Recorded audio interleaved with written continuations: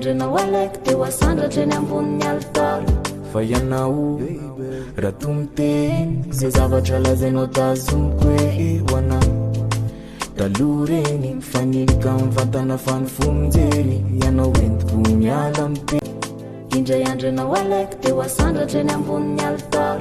Fa ianao raha tomiteny zay zavatra lazainao tazomiko hoe ho anahy. Taloha reny mifanilika mivantana fanifomonjery. Indray andro ianao alaiky de ho asandratra eny ambonin'ny altara.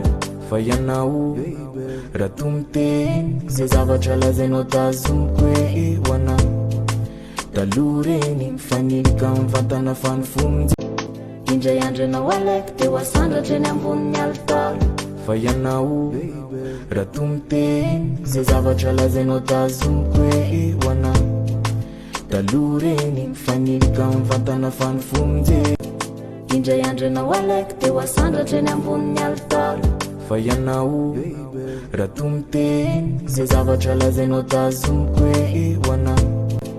Indray andro ianao alaiky de ho asandratra eny ambonin'ny altara.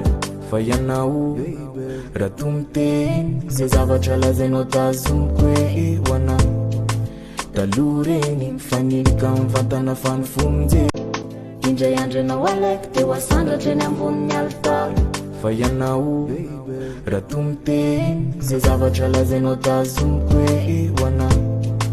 Taloha reny mifanilika mivantana fanifomonjery. Indray andro ianao alaiky de ho asandratra eny ambonin'ny altara.